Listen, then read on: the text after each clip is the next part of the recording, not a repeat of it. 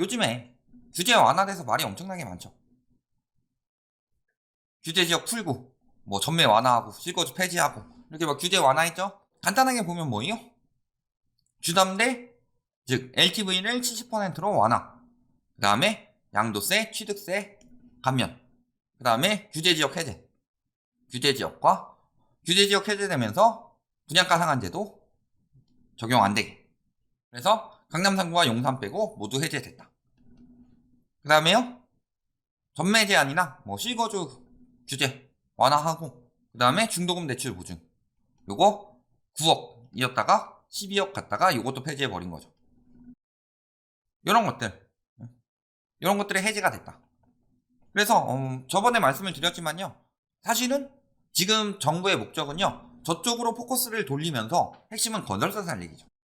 부동산 PF로 인한 건설사 연쇄 붕괴가 일어나지 않도록. 그런데 그러려면은 그 연쇄 붕괴가 일어나기 위해서는 연쇄 미분양이 나야 되고, 연쇄 미분양을 자극시키는 트리거가 있죠. 그 트리거가 이번에 둔촌주공이다. 그래서요. 둔촌주공 혜택 안 주겠다. 이런 이야기 했는데 혜택 풀어줬죠. 그 이유가 뭐예요? 거기가 미계약이 난다면 서울 전반적으로 미계약이 확 늘어나고, 서울뿐만이 아니라 전국적으로 늘어나게 되면서 문제가 커질 수 있다. 이렇게 판단을 하고서 그걸 풀어주기 위한 게 핵심이었죠. 그런데 아니나 다를까 지금 막 매수 심리 반등한다. 이런 식으로 이야기를 했죠. 현장 다니면서요. 이제 뭐 부동산 같은 데도 이제 슬금슬금 저 아닌 적국은 막 저 아닌 분들 저 혼자 하는 게 아니니까. 그래가지고 슬금슬금 다녀와서 보면요. 갑자기 이제 규제 풀리니까 사람들이 불안해졌어요. 특히 2030 연끌족이 못 됐던 사람들 있죠. 대진 마련 못하고. 근데 뭐 코로나 때 막 올라갔는데 그때 손 놓고 보신 분들. 그런 분들이 그때 놓쳤는데 이번에 또 오르는 거 아니야? 막 이런 마음들이 생겨요. 그러니까 문의 전화가 많이 늘고 있죠. 되게 간절합니다. 되게 간절해서 어떤 상황이냐? 나는 지금 돈이 없어요. 돈이 없고 이게 진짜 전 재산이에요. 그래서 막 부동산 붙잡고 물어봐요. 지금 사야 되는 거 아니냐고. 그럼 업자들은 뭐라 그래요? 사지 말라고 그럴까요? 지금 안 그래도 부동산들 다 죽어가고 있는데 한 건이라도 지금 아쉬울 때죠. 예를 들어서 진짜 양심적인 중개사다. 이런 경우가 아니라면은 웬만하면 나는 양심적으로 하고 싶었는데 내 삶이 너무 힘들어. 그럼 뭐라고 하겠어요? 사세요. 하겠죠. 근데 떨어지면 어떻게 해요? 그 떨어지는 부분에 대해서 분석을 하지 않고 심리만 계속 자극을 시키죠. 그래.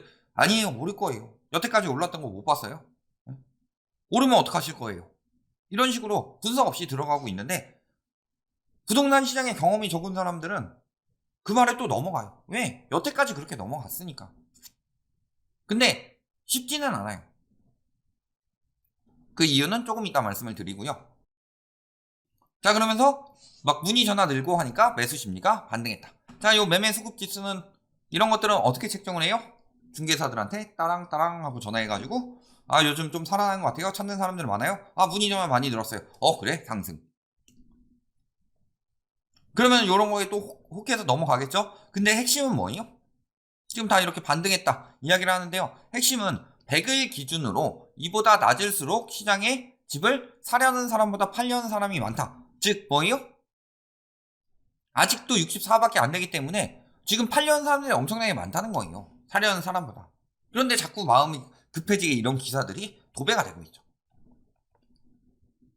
그러면서 이야기를 해요. 막 이렇게 자극시켜 놓고서 국토부 장관은 뭐라 그래요? 빚내서 집 사라는 건 아니다. 규제가 완화되니 당장 집을 사라거나 빚내서 집 사라는 게 아니다.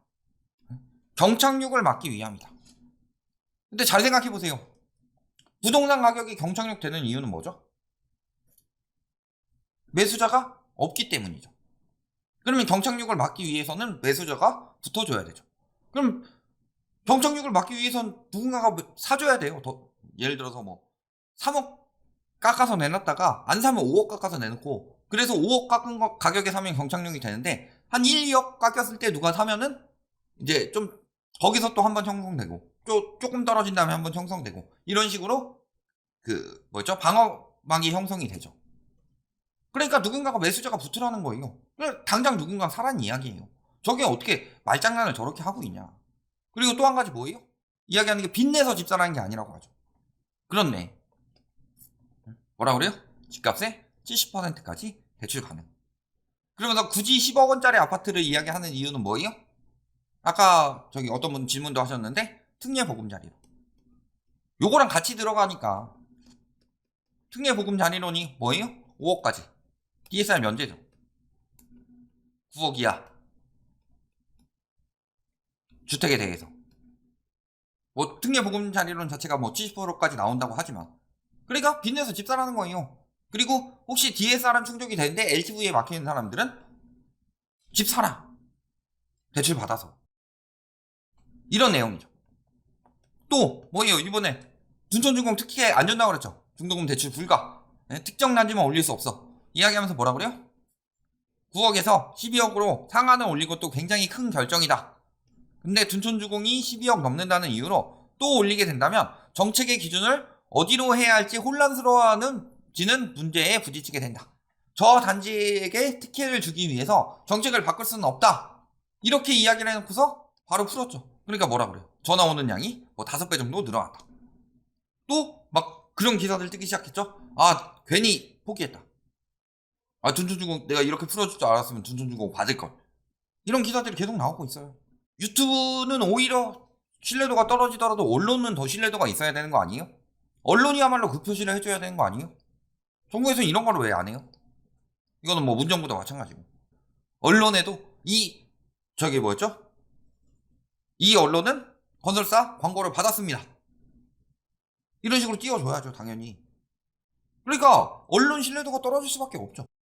언론은 숨길 거 다 숨기고. 자, 그러면서 대출을 뭘 풀어줬어요? 중도금 대출 풀어줬죠. 그 다음에 저기 뭐였죠? 전매 제한 풀어줬죠. 그러니까 중도금 대출을 풀어줬다는 것 자체가 뭐예요? 빚내서 집 사라는 거죠. 아니 12억 넘어가는 13억짜리 집을 국평이 13억이에요. 이거 엄청나게 비싼 집이죠. 이걸 중도금을 풀어줘요. 왜? 못 사는 사람들 빚내서 사라고. 그런데 빚내서 집 사라는 정책이 아니래요. 장난질 치는 것도 아니고. 그러니까 행동과 말과 행동이 달라요. 그래서 이번 정책은요. 핵심적으로 정부의 목표는 건설사 연쇄부도 막기. 이게 첫 번째. 그 다음에 두 번째는 거래량이 좀 더 살아나면 좋겠죠. 세수 문제도 있고. 그 다음에 부동산 시장이 너무 막혀 있으니까. 지금 가계부채가 천정부지로 치솟은 상황에서 우리나라에서 가장 핵심은요. 부동산 거품도 부동산 거품이지만 가계부채 거품이에요. 가계부채가 엄청나게 불어올랐다. 요거를 어떻게 해결을 해야죠. 전 세계 최고 수준인데 소득 대비로. 그런데 요거를 해결할 생각은 안 한다. 오히려 자꾸 대출을 조장을 하고 있어요. 대출 금리 못 올리게 막고. 그러면서 뭐라 그래요? 심리 더 살아나도록 부추기죠. 10주 만에 최대 하락 멈춰. 자, 이 기사 보면 무슨 생각이 드세요? 이거 언뜻 보면요. 하락 멈춘 것처럼 보여요. 주간 하락폭이 0.67%예요. 이거 굉장히 높은 거죠. 그러니까 뭐예요? 최대 하락 멈췄다. 즉 가속도가 줄었다. 속도가 줄어든 게 아니라. 그러니까 아직도 하락은 진행 중이에요. 최대 하락은 멈출 수밖에 없다고 말씀을 드렸죠. 저희가 이 부분에 대해서 동요하지 마셔라. 왜? 예를 들어서 2017년부터 18년까지 이때 올랐을 때요. 혹은 뭐 15년 이때 올랐을 때는 보면요. 천천히 올랐어요. 천천히 높은 거래량. 그런데 20년 되면서 급격히 오르는데 거래량은 전부 다 줄었죠. 21년에는 거래량이 더더욱 줄었죠. 그러니까 예를 들어서 어떤 아파트 단지가 5억에서 13억까지 올라갔는데 5억에서 6억 오를 때는 한 100건 정도가 거래가 됐고 6억에서 뭐 8억까지 오를 때도 한 100건 정도가 거래가 됐다. 그런데 코로나 터지면서요. 한 10건만으로 한 11억까지 올리고 그 다음에 여기서 한 2건만으로 13억까지 올려요. 그러면요. 예를 들어서 이 아파트가 12억까지 떨어진다고 해봅시다.